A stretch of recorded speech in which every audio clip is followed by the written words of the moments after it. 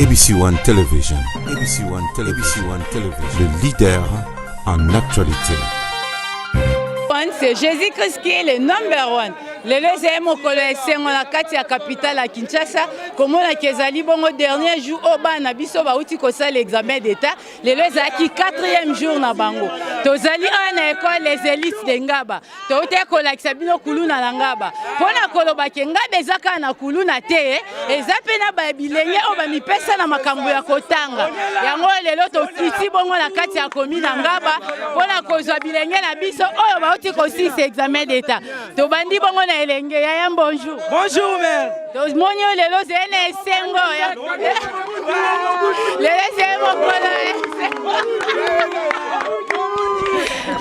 mon collègue Sengo. Il y a comment la bilan sur vous êtes la Kenya. Nani a la noirci bien. La saline ça bien.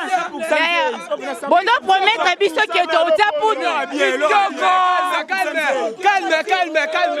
Baya bosa no na kimia to sola malamu to sola na kimia bozela calme maman lelo c'est mukolo o bino bo sisi examen amno message ko ko pesa na population kinoise o bazaye ko landa biso message ezaka très simple que dans les bons tobeti bango nzei ebeti bango to promettre bango que to suis ba 6e teke pour ça qui kuluna gila pesi biso diplôme pour ta ton fidèle bango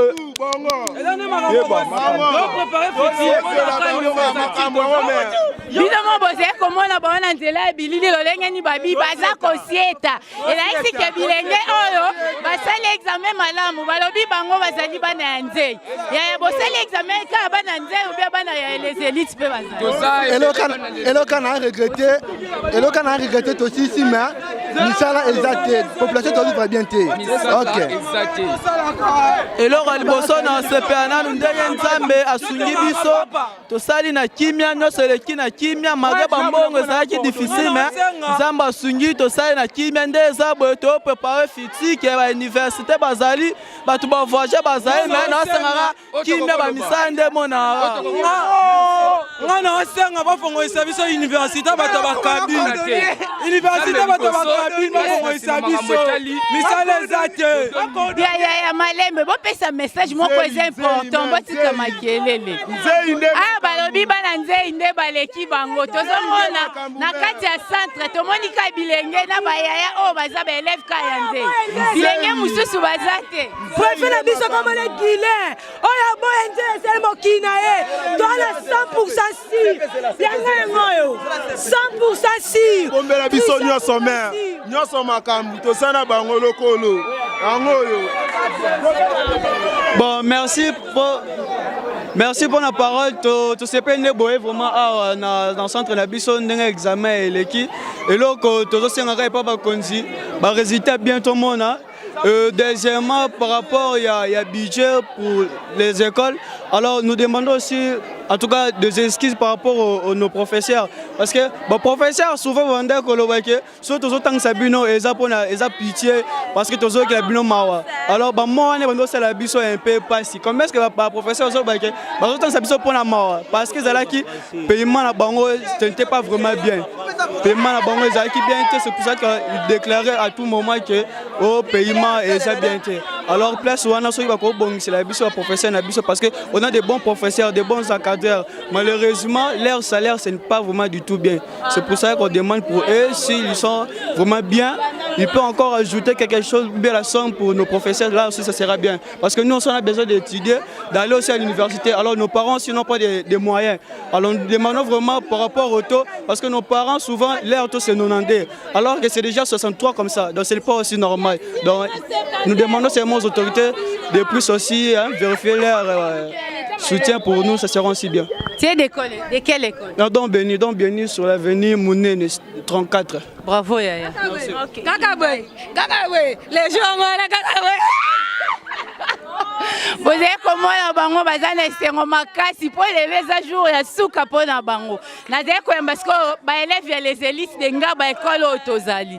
Bonjour Yaya. Bonjour, je suis tellement contente d'avoir fini mes épreuves et puis c'était le dernier jour aujourd'hui. Je remercie le bon Dieu de m'avoir accompagné. J'étais là le premier jour, j'étais là le deuxième jour, le troisième jour, on a bien travaillé en fait. Et puis aujourd'hui, le quatrième jour, je suis là aussi.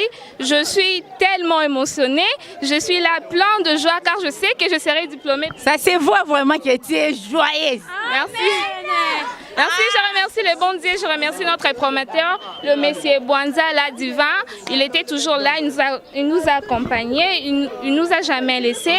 Il était là en train de nous conseiller, en train de nous instruire. On est là, on est très bien formés, nous pouvons nous défendre partout où nous pouvons aller, car les élites, c'est le meilleur. Merci. Mais quel message tu vas annoncer aux membres des gouvernements qui nous suivent à partir de ces moments? Oui, je pourrais annoncer ceci. Tel que nous avons étudié, tant d'élèves ont étudié avec beaucoup de difficultés. Ça serait mieux de délibérer des élèves facilement, de tenir pas compte de l'intelligence surtout, même pas de niveau de gens, de nous donner ne fût-ce que des diplômes que nous cherchons, c'est tout. C'est pas bien. Il faut mériter ce que tu as fait. Si on vous favorise comme ça, tu ne vois pas que quelque part, c'est un défaut. Aujourd'hui, dans ce monde d'aujourd'hui, il n'y a pas seulement que des élèves intelligents qui réussissent. Parfois, celui qui ne travaille pas, lui, il aura un bon diplôme par rapport à celui qui travaille tel que moi. Je trouve souvent des élèves qui obtiennent leur diplôme n'ont pas cette capacité-là de le défendre. Mais on a toujours besoin d'être diplômé. C'est surtout ça. Quel message tu vas annoncer à votre promoteur là où il est? Je bénis mon promoteur, qu'il soit là en bonne santé, qu'il soit toujours là avec son école parce qu'il nous a formés, il nous a donné une très bonne éducation parce qu'on est meilleur là. Merci. Tomoni lelo na les élites de Ngaba ozo sepela kombo na onani. Kombo na Esther Lompinga Boluka. Yaya Esther. Est-ce que vous promettre biso ke yo pe okolonga lokwa baninga msusu tomona e balongi bazo sepela po lelo tomoni bana bazo sepela bazo sopa ba poudre ba msusu bazo kata ba uniforme mais yo quand même aux en féliciter kati na uniforme te ozo sepela na kimo zo promettre biso ni na promettre bino diplôme ya sur penza talaka Saint-Adrien 100% sur ya débatté to kinde pete to zonga te talaka préfet na biso no aumela penza simba libende Saint-Adrien 6e commercial ya né o tokosie to pour diplôme na biso eza ya si toza ya ko sepela malgré tout conjoncture ya mboka mais to sepeli quand même tozu ba diplôme tozu ba macaron mais malgré tout ba misusu ba retenir bazwa ki macaron te titre donc ba 4 jours ba pesi ba macaron te mais biso malgré tout aussi ba minerva était mais préfet na biso andimi ko pesa biso ba macaron akene ko simbisa ne fiske boko lopa unaye po apesa biso macaron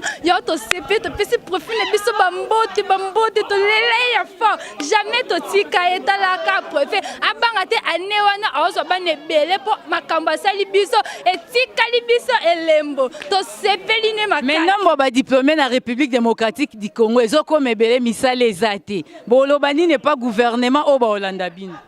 Gouvernement a changé les biso gouvernement tozo ba diplôme et ça le côté nandaku so tozu ba diplôme toke université toke université to silisi université bongo tozo yekasi na banda toke vana na banda to mona ka université toke to c'est l'autre mais il faut ka to kende na diplôme na ba ni na biso tozo evanda na ka nandaku mais to kende ka na gouvernement ngo mais assez la biso mne ba changer biso de gouvernement l'auto les la ngwana ba changer gouvernement to za ba changer so gouvernement ba tela biso tala to tanga ba tala biso ba changer gouvernement ta si c'est monde to ça 4 jours ngo mais nzamba osunga kaka to ko ba ko changer biso gouvernement diplôme o pe biso to 6 4 jours mais bozo bois que la biso les 4 les 6 et ça pour pas msuba soit to ndenge to comprendre te oyebi ke monka oyo pasi ezali baboti bamoni pasi bafuteli bino oyo ekokai kofutama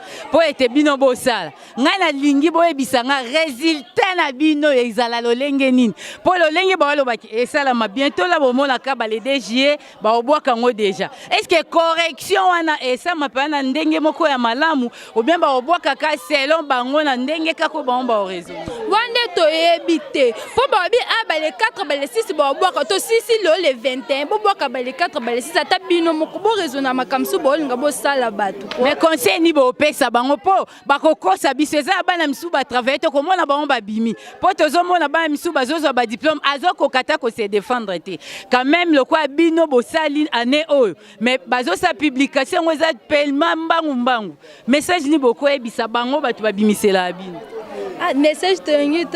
message tolingi totindela bango bato oyo baopiblie elingi kolobake babenda ata mwa temps mpo bacalcule bien mpo batinde bapiblie mpe bapoint ya bien olie ke bocalcule mbangu bamisusu bazwa te ke oyo basali mais oyo basali te omona bazwa bapo ebele papa na biso tosi tous les 4 jours na bamosusu bajour mosusu basali te omoi bao bazwa bapo ebele koleka biso komi bongo na suka émission na biso ya mokolo mwa lelo napesi merci na balandi na biso nyonso bainternaute na biso bokontinue kaka na kosabone mpe na kolanda biso lolenge bosi komesana na biso tika ete kimia mpenza eumela mabota na bino napesi bongo mbote na mama Chantal aya omwasi ya papa oze père double napesi bongo mbote na ya Gradilo Pinga oya nga mwana napesi mbote na mama Océan moninga ya nga ya ntango nyonso napesi bongo merci na yo ozaki na sima ya caméra Kabuya el champion.